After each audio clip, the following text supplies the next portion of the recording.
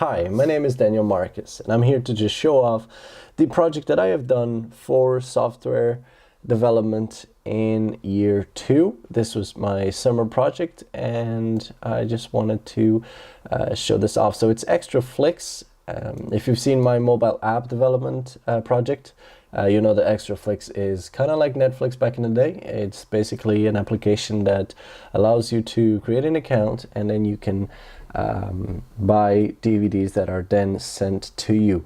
Now, this application, because it's a desktop application, it goes a bit more in depth, and you can actually rent your own movies so that other people can buy the movies and or rent them.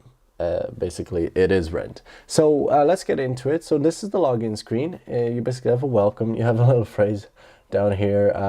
The XtraFlix came from the fact that XtraVision stopped trading, and it was basically Netflix killed it. So there you go. You have you'll always have these options up here, which will be kind of like the options down here. But you can register. And this will allow you to register for a new account. You can put in all your details here, and it will allow you to register. If the password is too short, it's going to tell you if the username is too short. It has a lot of error checking, but we're going to cancel because we already have just some information that I created, an account that I created for us to use right now, which is John Doe. So J Doe, and the password is 1234. You can press enter, and that's one of the features that I got for this program, is that a lot of times you can just press enter. Usually, you know, when the places that the user is used to pressing enter, so as to, you know, you don't have to get in your mouse and go into the login button. You can just press enter. Now, so what we have here is the home page, and just like in the mobile app version, you have the top movies. These are just the top sellers, and for the purpose of this test, I believe we have 4 movies. Maybe we have a few more in the database, I'm not sure, but we'll use these 4. So you have Spectre, The Martian, you have Star Wars, and you have Brooklyn. You can search also for them, so we'll do that, and then we'll explore the other things in this program. So Spectre, and it will get Spectre for us, and it also includes a little picture of it that it gets. We're using an SQL database for this, and it just has a few, I think has 2 tables, and they're joined together. So you have movies, and then you have users.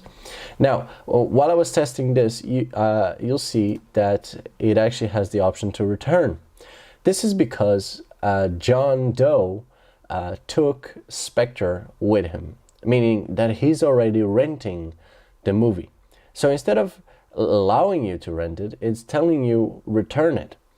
And so you can just click here, return, and it'll tell you you have just returned Spectre. When you actually go back into Spectre, it's gonna have the option rented. And this is interesting because it's different for all the users. The database will store which users have each movies. Now, yeah, there might be multiple DVDs of Spectre, and we'll look at that later, but only but if you already have a copy of Spectre, you can't have another one. It will be the same for all of them. So let's say we rent Spectre. Rent, congrats, you have just rented Spectre. Okay, now up here, just like the mobile version, you have my profile. You can edit your details over here, except your username. That's your personal username. That is unlike any other. You can log out here, go back into the login screen, or you can rent your own movies. So let's rent our own movie. Right here, you can put your name, the name of the movie we want, and we'll just do some stuff, and the director as well. You can pick from a variety of genres. So let's say it's a comedy. The price that you want to charge for your DVD, we'll say it's 10 because it's just a real good one. So enter description. Once you click on it, the enter description will just disappear, and you can write your own description. Obviously, if there's something wrong, it will warn you over here to basically kind of fill in some information that you're missing, or something's too short or something like that. So we'll do that, and we'll rent it out. So success in adding movie. Actually, let me do that again, but what? just so I remember the name, so we can actually search for it. So ASDFG, basically description is too short. I'll just do that.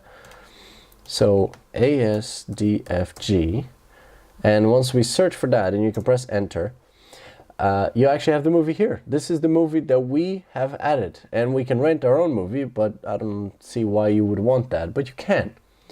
Okay, so that's cool. Let's go back.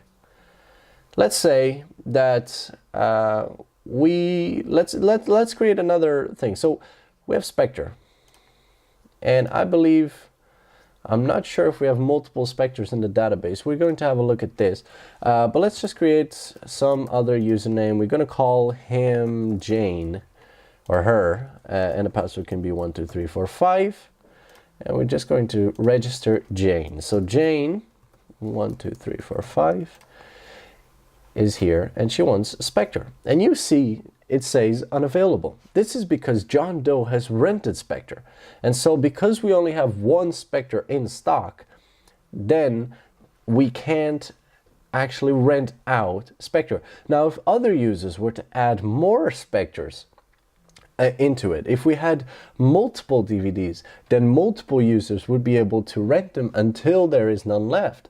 And then once John actually returns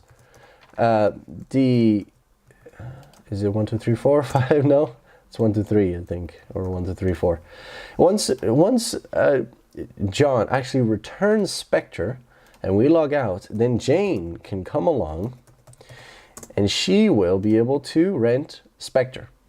And that is it for the application. It's to show off that we have a working database that is constantly changing, and the GUI customizes the view depending on what user is on and what he or she is looking at and what do they want to do. Other than that, I believe that's everything. Thank you so much for watching. Bye-bye.